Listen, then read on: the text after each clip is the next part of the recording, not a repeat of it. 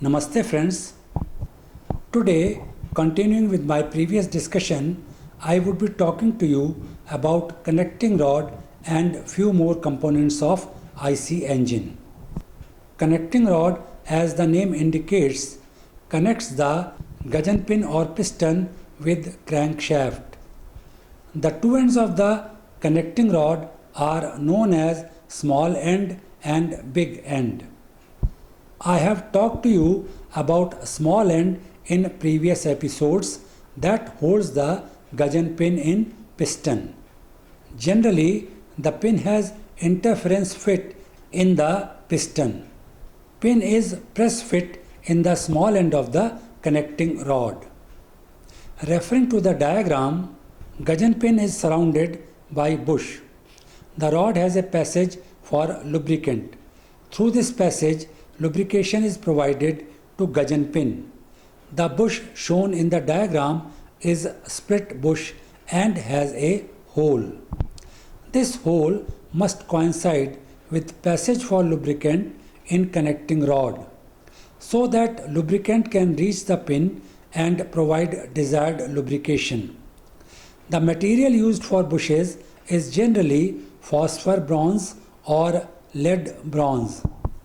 In big engines, the eye in small end is split and secured with the help of pinch bolt. Referring to the diagram of connecting rod, there are two ends, that is small and big end, as already mentioned. The middle portion is tapered as the size of two ends is not equal. It has eye section to provide it suitable strength. There is passage as shown to provide lubrication at both ends. The material for connecting rod is medium carbon steel. These are either stampings or forging. In some special cases where high stresses occur, these are machined to reduce their weight and to impart fatigue strength. In further development, metal powder is put into dies to shape the rod. Very high pressure is applied to it to weld the metal particles together. Then sintering is done that fuses the particles and finished product is formed.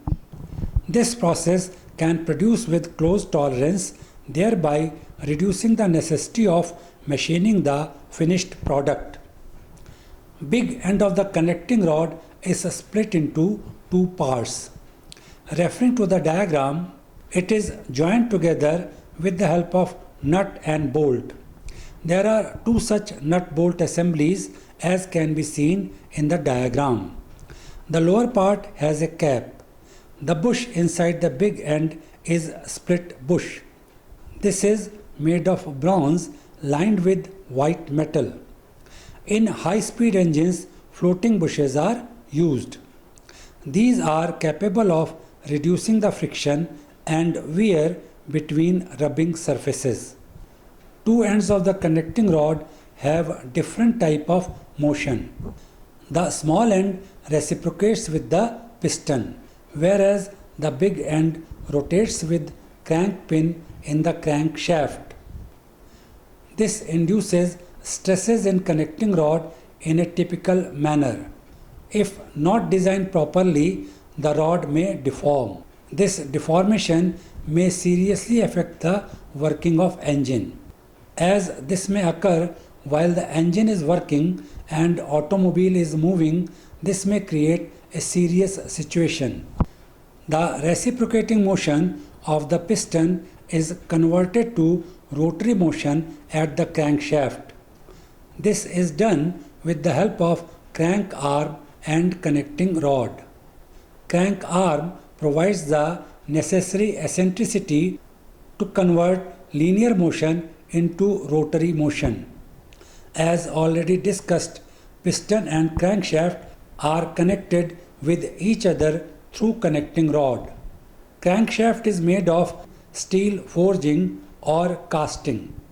Suitable journals for connecting rod and main bearings are made through proper machining. Referring to the diagram, there is a main journal duly supported with crank arm that provides the required eccentricity. Then there is crank pin. The big end of the connecting rod holds it. The force experienced by the piston due to hot gases at high pressure is transmitted to connecting rod, and from connecting rod through its big end it is transferred to crank pin. The crank pin rotates and so the crankshaft, providing output from the engine. The crankshaft shown in the previous diagram is meant for an engine with single cylinder. In automobiles, multi-cylinder engines are used. Accordingly, the number of crank pins also increases. This makes crankshaft long. The length of the crankshaft depends upon the number of cylinders. In an inline engine with 6 or more cylinders, the crankshaft becomes too long. It is not impossible but difficult to handle it. This brought forward the concept of V engine, where cylinders form two banks as we have already seen. The length of the connecting rod is reduced in V engines and it becomes easy to handle it. The diagram shown presents the crankshaft being used in 4-cylinder inline engine. It has 4 crank arms or crank webs with counterweights. These counterweights are necessary for the balancing of crankshaft. 2 such crank webs are in the middle and the remaining 2 are at the end. Main journals A, B, C, D and E can be seen at the ends of shaft and in between crank pins 1, 2, 3 and 4 holding the big ends of connecting rods. The crank pin holding big end is also known as big end journal. In case of an inline engine with more than 4 cylinders, shaft is required to be supported in the middle. For this, an additional main journal is provided. Crank web with counterweight has been shown in side view also to give better idea of its shape. In this crankshaft, journals holding the big end are at 180 degree. This indicates that pistons in the cylinder are either at top dead center or at bottom dead center, abbreviated as TDC and BDC. We call it dead center because in this position the piston becomes stationary or dead for a moment when the direction of motion is reversed. The position of 2 pistons at TDC and the other 2 at BDC helps in the balancing of engine. This is because the pistons move in opposite directions in the cylinder. In addition, diagram shows crank throw. It is the distance between the axis of main journal and axis of big end journal. This is equal to half of piston stroke. This also means that the 2 crank throws together form piston stroke. Piston stroke is the distance travelled by piston from one dead center to another. It is also known as the stroke of engine. Generally, steel forgings are used in crankshaft. Nitrogen hardened steels are best for the crankshaft. However, that increases the cost of the crankshaft. To reduce the cost, high carbon or alloy steels are also used. These are surface hardened by flame or induction method. Another option is not to provide any hardening to reduce the cost further. However, this also reduces the life of crankshaft. Spheroidal graphite iron is also used. It provides better tensile strength and fatigue resistance. The graphite is converted into spheroidal form by adding magnesium during smelting and through controlled cooling. For intake and exhaust of burnt gases, suitable outlets are provided in the cylinder head. The intake and exhaust are required to occur at particular time. This is done with the help of valves. Proper seat is provided in cylinder head so that valve sits and closes the outlet firmly so that no leakage occurs. The movement of valves is one way only. Looking at the diagram, important parts of a simple valve can be seen. The head of the valve forms the topmost surface. Then we have margin and face. Below it there is a stem. Groove to retain a spring is in the lowermost part of the stem. The face is inclined as shown. In closed position, it has firm contact with seat and does not allow any leakage. Due to corrosion, valve seat is pitted that causes leakage of hot gases. To avoid corrosion, heat flow from valve head should be quick. Enough cooling can provide quick heat flow. Applying coating of various alloys containing nickel, manganese, cobalt, chromium and silicon can also prevent corrosion. Rotation of valve about stem axis provides better temperature distribution. It also causes scraping action that cleans the valve face. These measures help in enhancing the valve life. Cam is used for opening the valve at particular instant. This is determined by the position of piston in the cylinder. Cam is mounted on a shaft. Naturally, this is known as cam shaft. Generally, there are separate cam shafts to operate intake and exhaust valves. However, in some cases, there can be a single cam shaft operating intake and exhaust valves. In the recent times, there has been a considerable modification in the engine as far as position of camshaft is concerned. Previously, it was placed in the lower position almost in line with the crankshaft. Now it is placed in the upper portion of the engine. Therefore, the new name is overhead camshaft or OHC. In a number of designs, cam comes in direct contact with bucket tappet just above the valve as shown in the diagram. At the top, there is camshaft with cam, its lobe pushing the bucket tappet. This causes downward pushing of valve against the force of spring. It opens the passage. Normally, we say that valve is open. With rotation of shaft, the lobe moves upwards and spring attains its normal position. This causes the valve to move upwards, thereby closing the passage. In a normal way, we say that valve is closed. As the opening and closing of valve is in relation with crankshaft position, the camshaft is connected to the crankshaft through chain drive. Let me talk to you about chain drive that makes possible the motion of crankshaft and camshaft in relation with each other. As I am talking about 4-stroke engine, the opening of inlet and exhaust valve occurs once in complete cycle. The cycle is completed in 2 revolutions of the crankshaft. Therefore, camshaft should have 1 revolution during that time.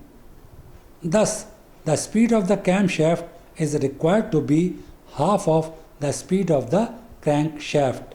Referring to the diagram, the diameter of wheel at camshaft is twice the diameter of wheel at crankshaft to fulfill the condition mentioned above. The camshaft and crankshaft are at a distance because of their position. So chain drive is used to connect them. In the next diagram, it can be seen that the two shafts are connected through chain drive and an additional wheel. This is the case when different camshafts are used to operate the inlet and exhaust valve. Crankshaft and camshaft can also be connected through direct gearing. This is possible only in small engines. As shown in the diagram, the two shafts are connected through direct gearing. This provides positive and reliable transfer of motion. If the distance between two shafts is large, the size of the two wheels may become large. To reduce the size, an idler is inserted between two wheels as shown in the next diagram. In some designs, the ratio 2:1 is achieved in two stages. This helps to reduce the size of the wheels. The next diagram shows this arrangement.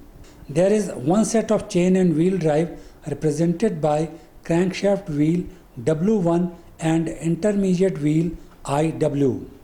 Then there is second wheel drive transferring motion from intermediate wheel IW to camshaft wheel W2. This helps in keeping the size of the wheels small. The diagram that was referred is for single overhead camshaft operating the both valves. In case of two overhead camshafts operating different valves, the same design can be used with little modification. In the recent past, multi-valve engines have been produced.